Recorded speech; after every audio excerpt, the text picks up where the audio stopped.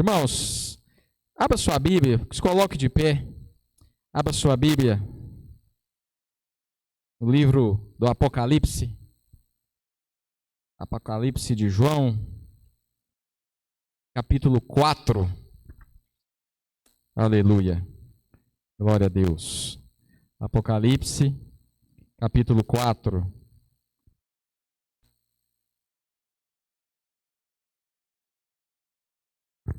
glória a Deus, Apocalipse, capítulo 4, nós leremos todo o capítulo, todos encontraram? São 11 versículos, diz assim a palavra do Senhor. Depois destas coisas, olhei e eis não somente uma porta aberta no céu, como também a primeira voz que ouvi, como de trombeta ao falar comigo, dizendo, sobe, mostrarei o que deve acontecer depois dessas coisas. Imediatamente eu me achei em espírito, e eis armado no céu um trono, e no trono alguém sentado. E esse que se acha assentado é semelhante no aspecto à pedra de jaspe e de sardônio, e ao redor do trono há um arco-íris semelhante no aspecto à esmeralda. Ao redor do trono há também 24 tronos, e assentado neles 24 anciãos vestidos de branco, em cujas cabeças estão coroas de ouro. Do trono saem relâmpagos, vozes e trovões, e diante do trono ardem 7 tochas de fogo, que são os 7 Espíritos de Deus. Adiante do trono, um como que mar de vidro, semelhante ao cristal, e também no meio do trono e à volta do trono, 4 seres viventes, cheios de olhos, por diante e por detrás. O primeiro ser vivente é semelhante a leão, o segundo semelhante a novilho, o terceiro tem o rosto como de homem, e o quarto ser vivente é semelhante à águia quando está voando. E os 4 seres viventes, tendo cada um deles, respectivamente 6 asas, estão cheios de olhos ao redor e por dentro, não tem descanso nem de dia e nem de noite, proclamando, Santo, Santo, Santo é o Senhor Deus, o Todo-Poderoso, aquele que era, que é e que há de vir.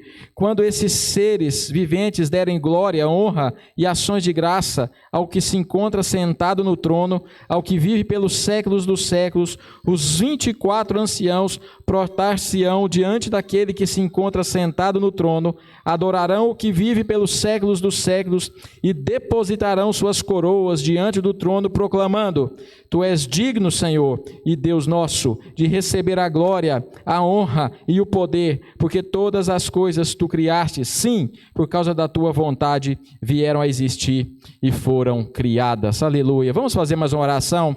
Marca sua Bíblia.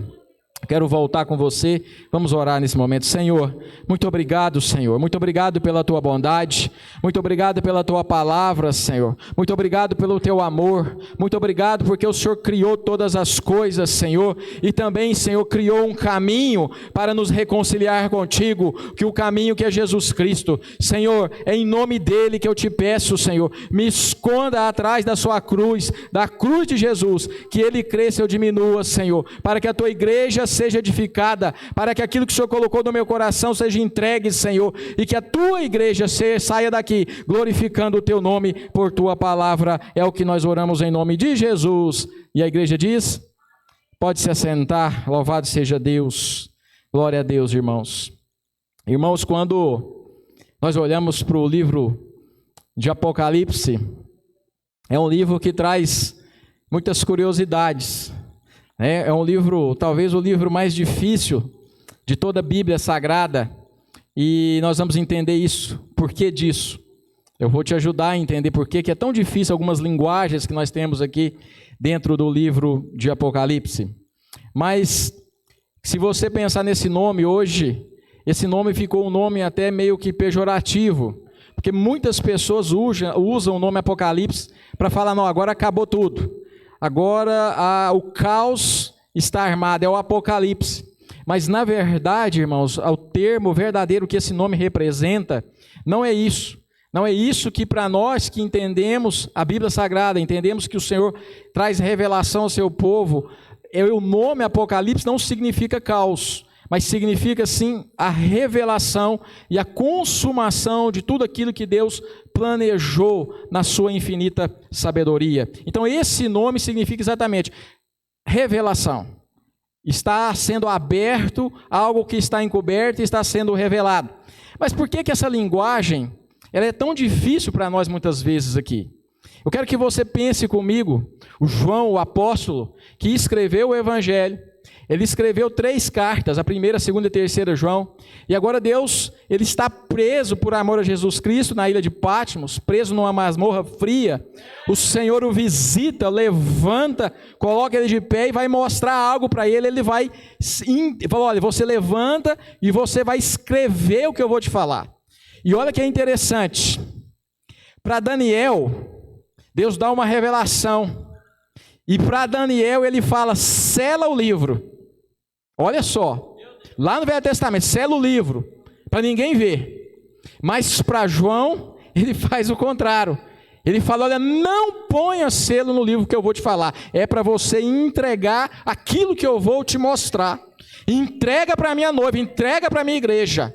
O próprio Senhor Jesus Cristo vai falar com João. E ele começa então a escrever. E ele leva então João para mostrar algumas coisas. Mas por que é tão difícil algumas palavras? Por que é difícil o nosso entendimento? Irmãos, imagine comigo. 2000 anos atrás, vamos arredondar, 2000 anos atrás. Se você estivesse lá e alguém te mostrasse, vamos pegar aqui o que é mais fácil, um smartphone. E não somente ele aqui, desligado, mas ligando, Anderson, ligado, mexendo, e alguém te mostrasse 2000 anos atrás, o que esse negocinho aqui, desse tamanhozinho que está na minha mão, é capaz de fazer. 2000 anos atrás, como é que você ia explicar isso? Essa visão que Deus tinha te dado? Você já parou para pensar? Imagina uma coisa mais simples, talvez. Se Deus mostrasse para João um avião, e uma filha embarcando no avião, o avião tomando o voo, voando nos ares, 2000 anos atrás, irmãos, que não tinha transporte, praticamente era a pé, ou quando tinha um jumentinho, um cavalo adestrado. Como que ele ia ver um avião, irmão Renan? E um helicóptero?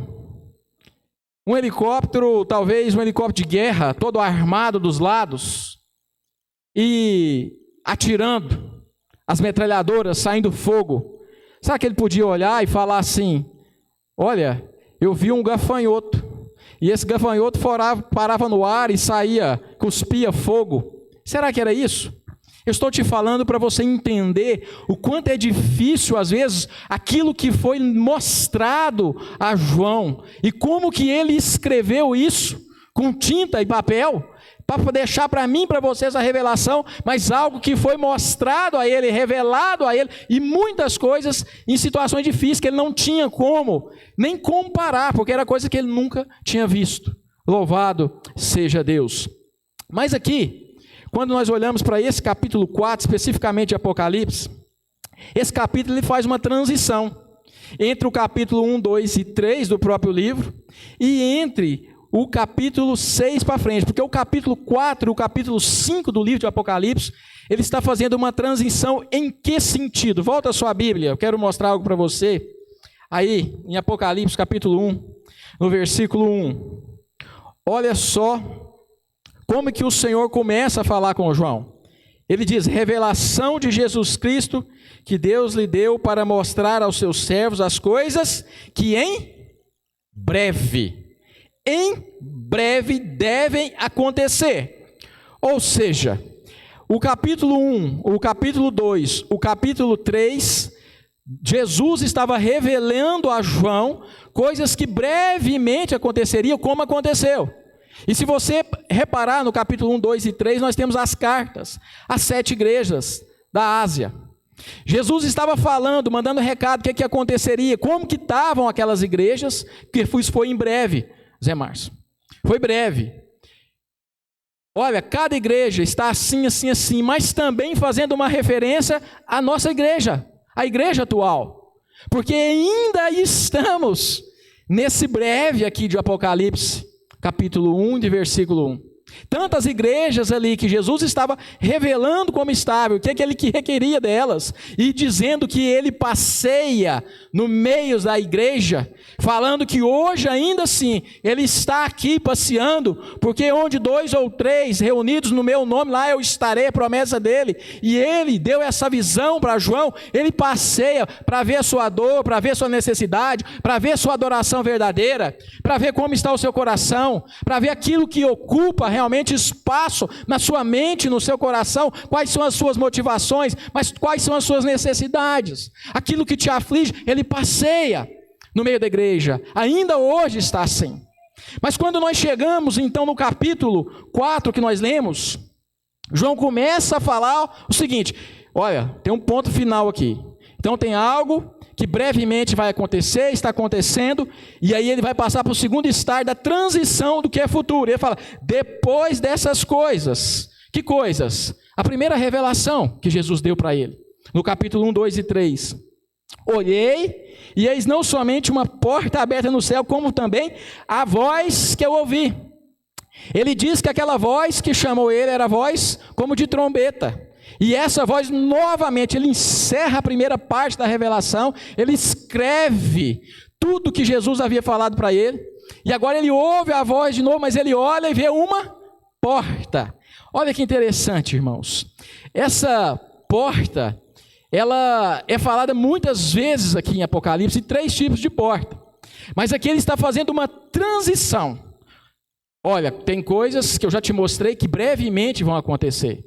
Agora, eu quero que você veja uma outra perspectiva, uma coisa transitória, uma expectativa que eu vou te mostrar ainda o futuro, o que vai vir a acontecer. O capítulo 4 e o capítulo 5 de Apocalipse, ele está falando dessa visão ainda da preparação, como que está o céu naquele exato momento e como que ele ainda está hoje. Para que eu e você soubéssemos disso, para preparar por o que ainda vai vir. Aí sim, a partir do capítulo 6 de Apocalipse, Márcio, quando nós olhamos isso, começa-se a abrir os selos e as coisas vão começar a acontecer. Ou seja, não aconteceu. Do 6 para frente, ainda vão acontecer. Do 1 ao 3, já aconteceu, está acontecendo, estamos na transição para alcançar o que vai vir ainda. É isso que Jesus estava falando para João.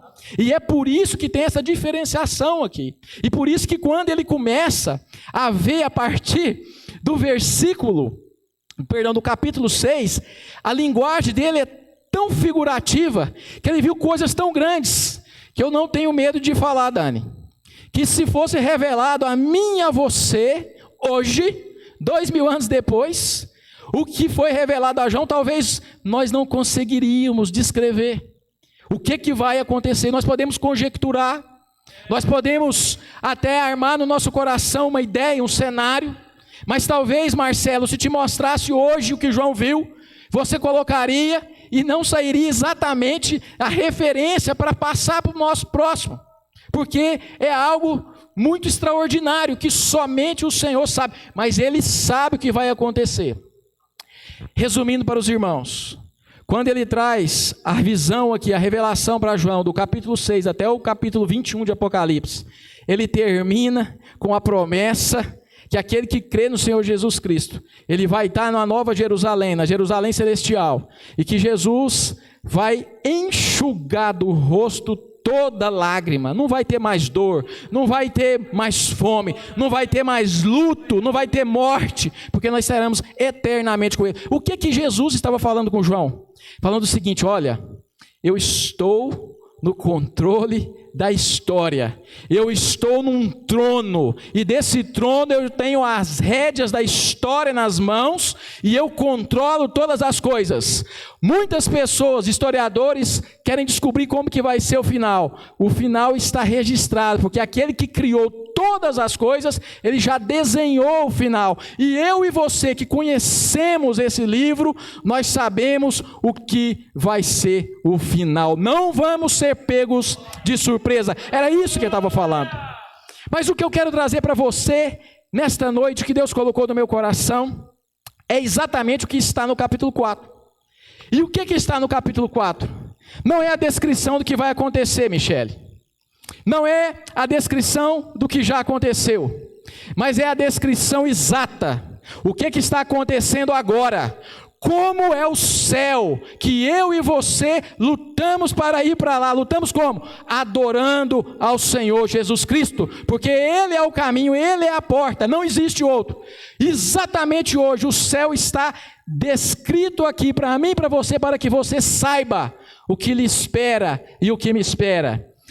E a primeira visão que ele tem aqui, ele diz que olhou para o céu e somente eis que viu uma porta aberta. Olha só, ele está falando que viu uma porta. Quando nós olhamos para o Apocalipse, nós temos 3 portas descritas aqui. A primeira porta é a porta da oportunidade. Volta a sua Bíblia, no capítulo 3, no versículo 8. Olha aí na sua Bíblia. Olha a tua Bíblia. A primeira porta que fala em Apocalipse. A porta da oportunidade. Conheço as tuas obras. Olha só o que o Senhor Jesus está falando. Eis que tenho posto diante de ti uma porta aberta, a qual ninguém pode fechar, que tem poucas forças, entretanto, guardaste a minha palavra e não negaste meu nome. O que é essa primeira porta que Deus coloca aqui em Apocalipse? Porta da oportunidade, é colocada diante daquele que teme o Senhor Jesus Cristo. E diz mais, aquele que tem pouca força não pode nem fechar. Ou seja, nós usamos, um trocadilho, a porta que Deus abre, ninguém pode fechar. Aleluia. Agora tem um detalhe. Deus abre as portas, o Senhor Jesus abre as portas para mim e para você, em todas as áreas da nossa vida. Mas tem um detalhe, irmã Kátia. Cumpre a mim e a você manter essa porta aberta no sentido de não desprezar nada que Deus colocou na sua vida. Não desprezeis o dia das coisas pequenas, diz a palavra do Senhor. Sabe por quê? Porque tudo que hoje, um dia ou ontem foi pequeno, ou seja, tudo que aquilo que hoje é grande, um dia foi pequeno. Não desprezeis o dia das coisas pequenas. Então essa é a primeira porta que o Senhor fala em Apocalipse. Mas tem outra porta, a porta do coração humano. Veja aí Apocalipse 3 ainda no versículo 20. Olha a porta do coração humano. Eis que estou à porta e bato. Se alguém ouvir a minha voz e abrir a porta, entrarei em sua casa, cearei com ele e ele comigo. Olha só, Jesus falando em figura. Qual porta que está abrindo? Será que é a porta da casa? É óbvio que não. Jesus está batendo no coração, está batendo através da pregação da palavra, está batendo na porta através do ensino na escola bíblica, está batendo na porta através do louvor que é cantado. Jesus está batendo através do Espírito Santo e da sua palavra, para que eu e você amolecemos o nosso coração, quebrantamos o nosso coração e fala: Senhor, entra, faz morada, limpa a casa, Senhor, e faz de mim sua habitação. É a porta do coração. Mas existe também a terceira porta que está aí no capítulo 4, versículo 1. Olha só, eis que viu uma porta aberta no céu. E essa porta que ele está falando é a porta da revelação, irmão Erli. Revelação daquilo que está lá no terceiro céu. Você lembra que Paulo também foi levado. Foi levado ao terceiro céu.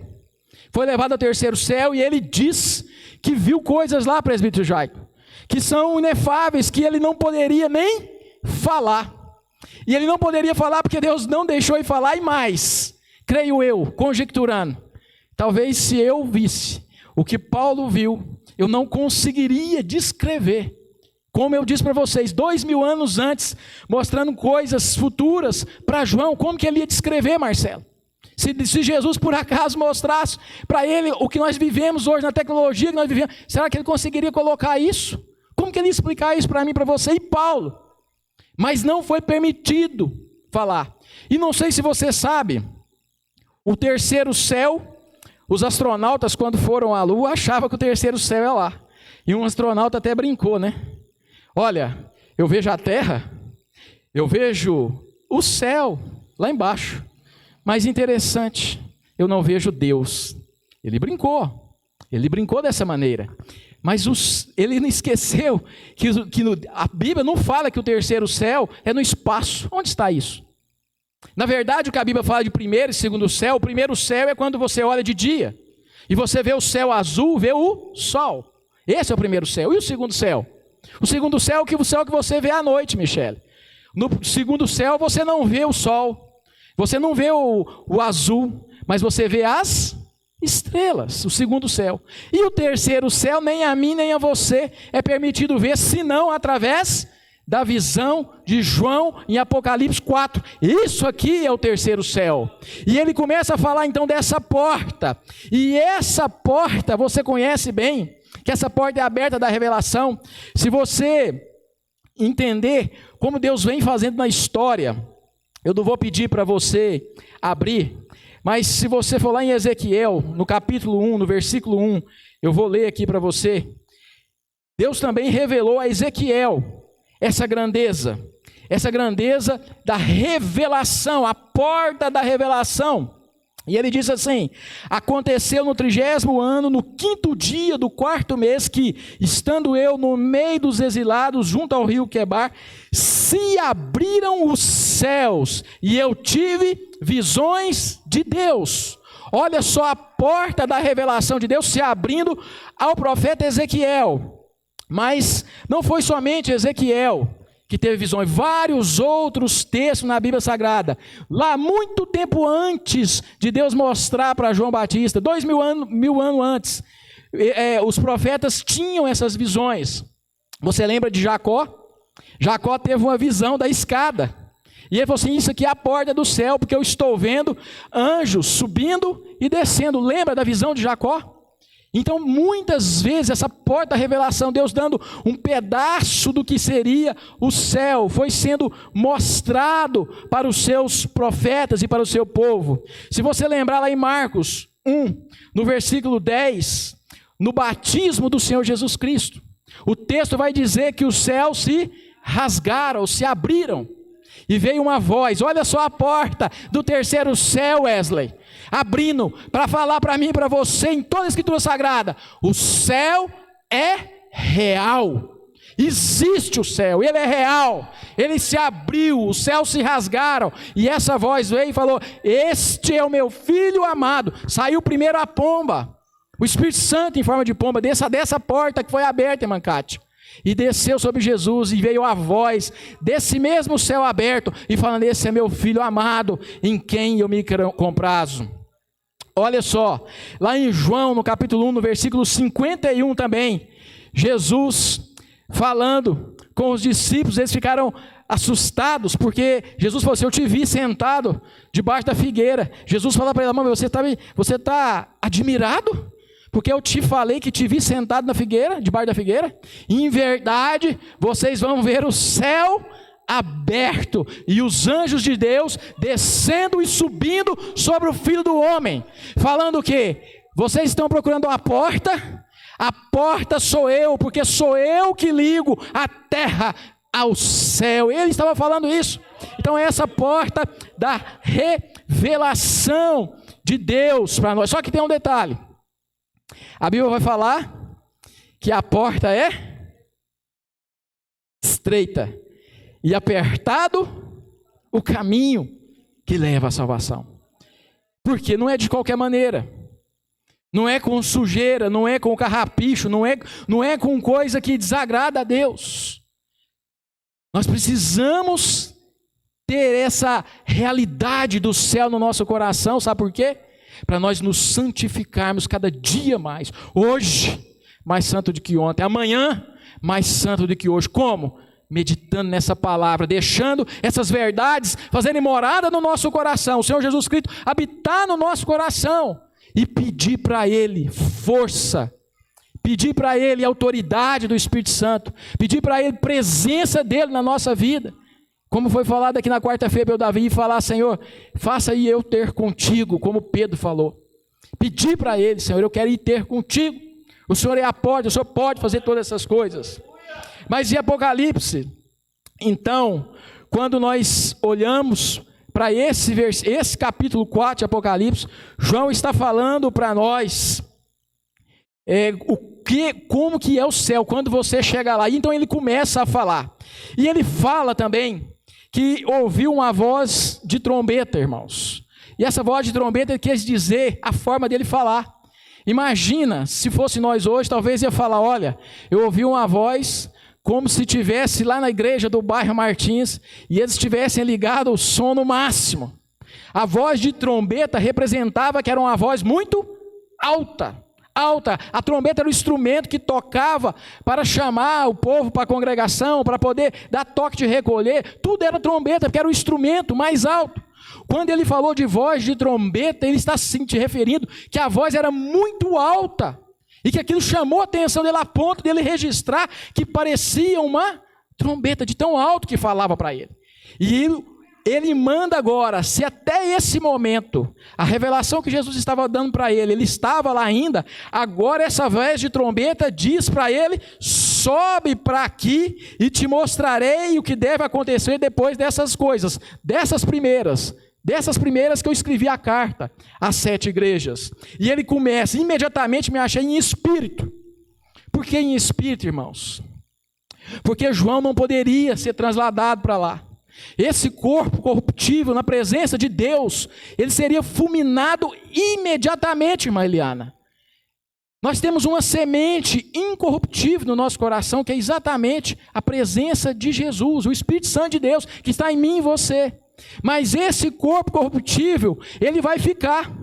Nós vamos subir em espírito e quando na volta de Jesus, aí sim vai ter uma ressurreição. Mas aí o nosso corpo vai ser um corpo glorificado, como foi o corpo glorificado de Jesus Cristo.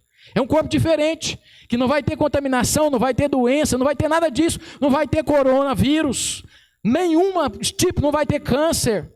Não vai ter nada, nenhum tipo de doença, porque esse corpo é glorificado, já é transformado como Jesus. Então ele foi em espírito levado, e ele vai dizer que eis ali armado um trono. Irmão, deixa eu te falar algo. Na Bíblia Sagrada, aqui no Novo Testamento, tem 67 vezes aparece a palavra trono. 47 vezes está em Apocalipse. 47, de 60 vezes que aparece. Sabe quantas vezes que tem aqui no capítulo 4, em 11 versículos? 12 vezes a palavra trono vai aparecer. Por quê?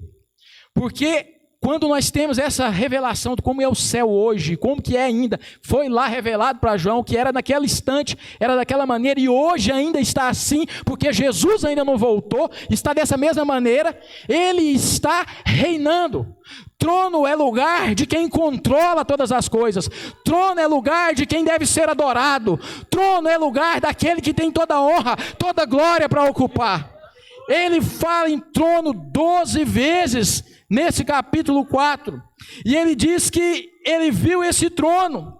E ele vai dizer que tinha alguém sentado, o trono não está vazio, o mundo não está, como se diz aí, tá, Deus dará, não, está a própria sorte, ou seja, deixa a vida me levar, né, como diz lá o artista, nada disso, tem alguém sentado no trono, e ele controla todas as coisas, muito embora, para mim e para você, às vezes, nós temos a sensação que nós estamos descontrolados, né?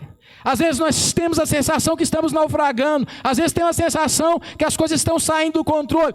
Pode sim sair do meu e do seu, mas de Deus não sai. Lembra do profeta? Falou, olha, eu fui levado, as águas elas davam no tornozelo, mas andei mais um pouco, dava no joelho, mandei um pouco, dava nos lombos, mandei mais um pouco, aí eu já não podia controlar, eu era levado pelas águas. É isso que Deus quer. Que nós sejamos tão cheios do Espírito Santo, que não somos nós mais que vivemos, mas Ele vive em nós e controla a nossa vida. E aí nós vamos descansar, sabendo que o céu é real, e a visão desse céu dada a João, é para edificar a minha e a sua vida, que Deus está no trono, está controlando todas as coisas. E ele vai dizer, e esse que se achava sentado, olha só, imagine como que ele ia falar, irmãos. Ele se estava sentado, olha lá, era semelhante no aspecto, versículo 3, a pedra de jaspe e de sardônia, ao redor do trono um arco-íris semelhante no aspecto da esmeralda. Irmãos, Sabe que pedras são essas? Já teve a curiosidade, Zé Márcio, de consultar? São as pedras que tinha no peitoral do sacerdote. Lembra as pedras? Que era cravada no peitoral do sacerdote. São essas pedras que brilhavam. Mas João olha para lá e vê as pedras e vê também um arco-íris. Lembra da aliança? Lembra da aliança com... Você lembra com Noé? Que fez o arco-íris no céu e falou assim, um compromisso que ele não mais destruiria a terra com dilúvio. E ele coloca, quando quem chega no céu vai olhar para as pedras, e vai, quem conhece a Bíblia Sagrada, vai levar lá no sacerdote, no sumo sacerdote do Antigo Testamento, mas vai levar lá em Hebreus também, no capítulo 4, vai falar que o sumo sacerdote é o Senhor Jesus Cristo.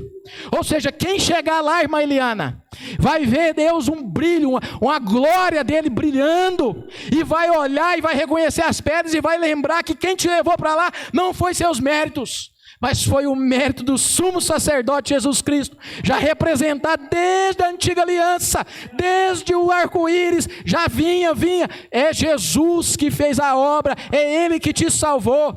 Quando nós chegarmos lá, quem chegar vai ter a convicção, eu não vim por mérito próprio, porque quem tiver não entra, quem achar que é mérito próprio não entra, Jaito.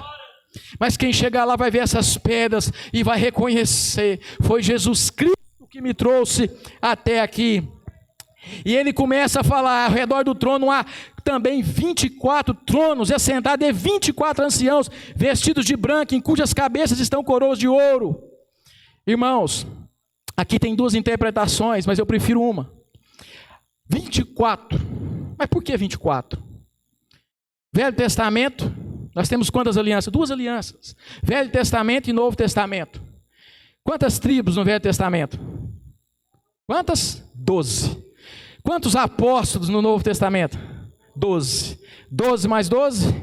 24. Aleluia. Sabe o que Deus está falando? Falando o seguinte, irmãos, o meu compromisso com aquelas tribos que eu separei, como todos os povos que creram em Jesus Cristo, está selado, e quem chegar lá vai ter que lembrar que tudo que ele falou desde o princípio até o final era verdadeiro, porque aqueles 24 já estão adorando ao Senhor, e nós iremos adorar também.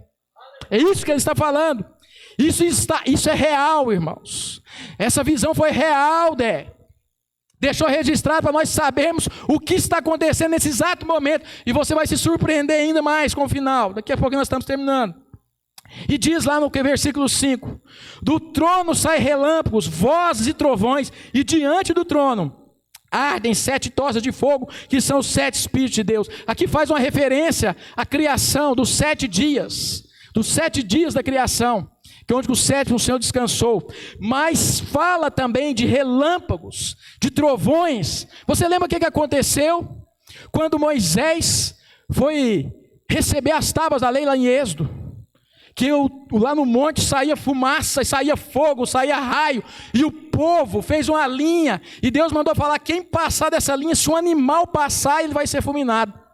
O povo ficou com tanto medo, irmã Kátia, que falou sim, eles queriam ver Deus, mas a hora que eles chegaram no pé do monte, no Monte Sinai, e aconteceu, imagine você chegar no pé do monte e ver que o topo está tampado, e não só tampado, não é uma neblina natural comum não, Michele, é uma neblina que sai fogo, sai fumaça, e sai relâmpago, e sai trovão. Aquele povo tremeu tanto no coração que chegou para Moisés e falou, Moisés, fale você com Deus, e você fale conosco, nós não queremos falar. Ficou com tremor, com medo. Esse relâmpago está falando com o mesmo Deus, que deu seu Filho por amor, o mesmo Deus que é amor, é também justiça. Justiça. Então nós não podemos perder essa visão, porque lá, esse trono, ainda sai trovões, sai relâmpago, mostrando para mim e para você, que o Deus que nós servimos, Ele é um Deus também de justiça. E Ele continua, para nos alertar, adiante do trono, um como que mar de vidro, semelhante ao cristal, e também no meio do trono, à volta do trono, 4 seres viventes, cheios de olhos por diante e por detrás. Aqui os doutrinadores vão dizer que é uma referência a toda a criação, Marcelo.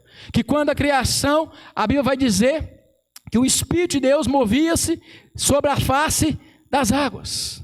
Ele que sustentava. Então esse mar seria uma referência à criação, mas fala também da aliança, porque esses seres viventes, ele vai falar de toda a criação e da aliança que ele fez também com Noé. Se você se lembrar lá em Gênesis capítulo 9, depois você vai ler, mas ele começa, o primeiro ser vivente é semelhante ao leão, ou seja, falando do compromisso de Deus, da aliança que ele fez com os animais selvagens, está lá em Gênesis 9, depois você lê. Ele continua falando, e também o segundo é um novilho, ou seja, os animais domésticos. O terceiro tem rosto como de homem, ou seja, a própria aliança com Noé.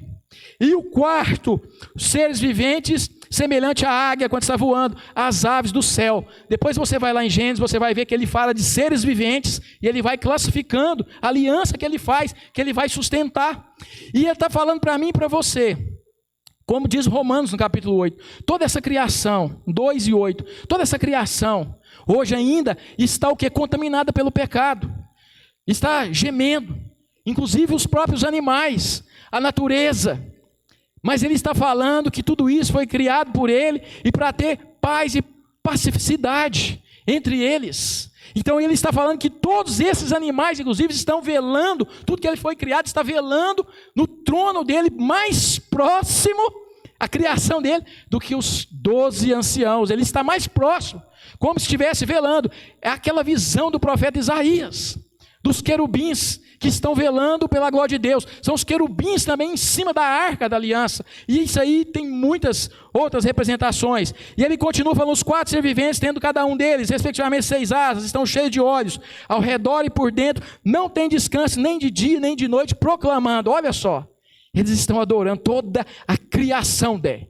Aqueles seres que representam toda a criação de Deus, está diante dele falando para eles, santo, santo, santo, sem cessar, santo, pelos séculos dos séculos, dia e noite, Anderson, louvando ao Senhor e falando, tu és santo, santo, santo, adorando a Deus, irmã Cláudia, e não se cansam, e de santo, santo, santo é o Senhor Deus Todo-Poderoso, aquele que era, que é e que há de vir, já profetizando, falando o que vai acontecer, falando da santidade de Deus, falando da glória de Deus, falando de tudo que Deus é e o que Ele fez e que ainda Ele vai fazer, e proclamando isso em adoração ao Senhor.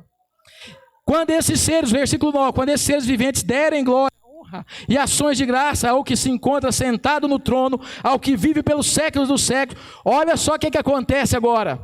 Os 24 anciãos prostrar-se-ão diante daquele que se encontra sentado no trono, adorarão o que vive pelos séculos dos séculos e depositarão as suas coroas diante do trono, proclamando, tu és digno, Senhor e Deus nosso, de receber a glória, a honra e o poder, porque todas as coisas tu criaste, sim, por causa da tua vontade vieram a existir e foram criadas. Olha só, tudo isso que foi mostrado no céu apontando para a criação.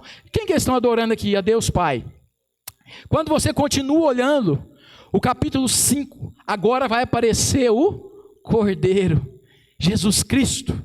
E aí ele vai aparecer para abrir o selo do livro, os selos do livro. E aí ele está falando o que vai acontecer e a revelação futura a partir do versículo 6. Mas eu quero que você olhe comigo no capítulo 5, o versículo 8 e 9. Olha só agora, aparecendo o Cordeiro, o Senhor Jesus Cristo, que pegou esse livro e que também é glorificado junto com Deus Pai, do jeitinho que nós cremos, que Estevão, quando foi apedrejado, você lembra? O que ele viu, a visão? O céu se abriu e o Filho do Homem de pé, esperando ele. Estava à destra de Deus Pai Todo-Poderoso. Olha o trono aqui, olha Deus Pai sendo glorificado, olha o Cordeiro sendo glorificado, e olha o que acontece. E quando tomou, versículo 8, capítulo 5, e quando tomou o livro, os 4 seres viventes, os 24 anciãos, prostraram-se diante do Cordeiro, tendo cada um deles uma harpa e taças de ouro cheias de incenso, que são as orações dos santos. E entoaram novo cântico. Agora o cântico mudou, irmã Eliana. Novo cântico dizendo: digno é de tomar o livro e abrir os selos, porque foste mortos e com teu sangue comprastes para Deus. Glória a Deus. Apocalipse 4, Apocalipse 5, é a visão, é a revelação de Deus, como que está o céu nesse exato momento. Nesse exato momento, as orações que você fez e que cada um de vocês fizeram aqui, está lá no trono, nessas taças de ouro, que é o incenso agradável a Deus, e que Deus não despreza, por mais que você pense assim no seu coração. Mas Senhor, cadê a resposta da minha oração? Essa oração não está vazia, ela tem endereço certo, tem destino certo, está no trono de Deus, e no momento certo, Ele vai te responder, porque Ele não deixa ninguém sem resposta. Esse texto está falando para mim e para você, ainda há esperança, porque o céu é real, porque o Senhor Jesus está lá, está intercedendo por você, as suas orações estão chegando, estão sendo colhidas, e Ele não despreza nenhuma delas. Se você fosse João e estivesse lá, você ia ver Deus trabalhando, você ia ver essa adoração, você ia ver Ele pegar essa taça com as orações dos santos, e olhando uma por uma, Davi. É isso que esse texto está falando. Está falando para mim e para você, o céu é real. Mas se o céu é real, tem uma conclusão lógica, Zé Márcio. Eu não posso brincar aqui de pregar essa palavra e falar para você, o céu é real. Essa é a parte boa. Mas se o céu é real, o inferno também é. Oh, meu Deus, Senhor. Meu Deus. Se o céu é real e nós cremos nisso, e nós cremos nessa visão, o inferno também é. O que é que eu faço, pregador? O que é que eu faço? Aleluia. O que eu faço é todos os dias pedir a ajuda do Senhor, meditando nessa palavra, pedindo o Espírito Santo dele para me fazer mais forte, para afastar de mim tudo que desagrada ao Senhor. Hoje no almoço, foi ontem, na verdade, na hora de jantar, a Misa pegou a Ana e estava pedindo para ela fazer oração e perguntou para ela: Ana, o que é pecado? E a Ana baixou a cabecinha. O que é pecado, Ana? Ela respondeu: é fazer coisa feia. Fazer coisa feia para quem? Quando o papai do céu não gosta. 2 anos. 2 anos aqui, eu olhei para ela, eu falei: exatamente. E às vezes, irmão Eli, nós achamos tão fácil, porque Deus é longânimo, porque Deus, irmã Cátia, às vezes não age na sua ira, porque nós sabemos disso, que Ele é longânimo, inclusive em se irar, e às vezes, porque não está acontecendo nada comigo e nada com você, nós nos acomodamos, e às vezes sabemos muito bem que temos que mudar e não mudamos, mas porque confiamos na longanimidade. Mas eu quero te convidar hoje a fazer uma análise do seu coração. Semana que vem é Santa Ceia. Vai fazer uma análise do seu coração diante dessa palavra, que o céu é real, e que do trono do Senhor, da sua graça, tem trovões, tem relâmpago, mas eles têm preparado um lugar especial, porque nos comprou por preço de sangue através do seu Filho, onde todos nós iremos adorar. E vai falar, a Bíblia diz que nós não vamos nos cansar. Sabe por quê? Porque lá nós vamos cair o que está lá em Pedro. Um dia é como se fosse 1000 anos. 1000 anos como um dia, Davi. Porque nós vamos estar em êxtase total de adoração. Quando você está num lugar, irmã Eliana, que está bom demais. Não é assim, Anderson? Quando está bom demais aquele culto, quando está bom demais aquele louvor, aquela adoração, o que é que nós falamos? Nossa, o tempo passa voando. É isso que vai acontecer lá. É plenitude de tudo. Plenitude de amor, plenitude de glória. Nós vamos lembrar.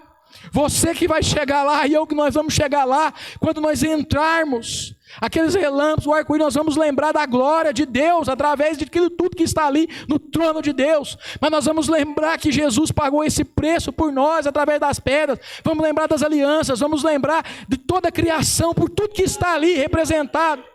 Mas nós precisamos lembrar que o Senhor quer levar um povo santo, lavado, remido, praticante de boas obras. Então que você hoje aqui, que está aqui, e você que está nos assistindo em casa, que você possa guardar essa palavra no seu coração e lembrar que o céu é real, Renan. Vai valer a pena nós perseverarmos em oração, em buscar santificação, em separarmos do mundo, porque o céu é real e Ele nos aguarda. Eu quero que você ouça a palavra do Senhor Jesus, que vai pôr a sua direita, que Ele vai pôr você à sua direita, vai falar: vinde, benditos de meu Pai, entrai no descanso eterno, que lhes foi preparado desde a fundação do mundo. É isso que eu quero para você, mas que você guarde isso no seu coração. O céu é real. Apocalipse 4 e Apocalipse 5 mostram um pedacinho do terceiro céu, para mim e para você. Para quê? Para que eu e você perseverassem na nossa fé. Não desista. Não desista, como foi falado pelo nosso irmão Anderson aqui. Nós não sabemos quanto tempo que vai isso. Nós pensávamos que era 30 dias, íamos voltar, voltamos parcialmente. Agora já estão falando que talvez vai suspender de novo. Estão ainda nessa questão de decisão. Isso às vezes tem um poder de enfraquecer as nossas esperanças, mas eu quero te dizer, não é isso que pode mexer no seu alicerce, na sua estrutura. Como ele falou que coloca a sua visão nessa visão de Apocalipse 4, que o céu existe, é real, Jesus está lá, as suas orações estão lá, Ele não desprezou nenhuma delas, está lá, está vendo, e Ele vai agir em momento certo. Aguarda com confiança, e você vai ver o Senhor agir em seu favor. E eu que preciso, e você que precisa me separar de algo, somente Ele pode te levar para o céu. Você lembra? Eu encerro aqui, lembrando você da história de Davi e Golias. Todos nós estamos acostumados, às vezes, a ouvir a história de Davi e Golias, e às vezes nós como pregadores vai falar assim: qual é o seu Golias? Ele precisa ser vencido, e faz uma motivação, autoajuda. Na verdade, irmãos, Golias ali é aquele que ninguém poderia vencer. Representa aquele que eu e você não podemos vencer por nós mesmos. Davi ali representa aquele que é o único que pode livrar o seu povo daquele que o povo não tem condição de vencer. E o que eu e você não temos condição de vencer por mérito próprio, por esforço próprio, que é o Golias da nossa vida, é a condenação, irmã Mary, irmão Marcelo, a condenação pelo pecado. Porque o nosso Davi, que é o Senhor Jesus Cristo, já venceu dando a sua vida lá na cruz. Agora cabe a mim e a você viver isso com fé verdadeira e pedir ao Senhor para nos fortalecer, tendo comunhão com Ele, leitura da palavra, deixar isso habitar no nosso coração, ser cheio do Espírito Santo, porque quando chegar a tentação, você está forte, alimentado no seu espírito, vai falar para Ele, sim, afasta de mim, Satanás, como o Senhor Jesus falou. Que você possa ser fortalecido por essa palavra de Apocalipse 4. Lembra, o céu é real.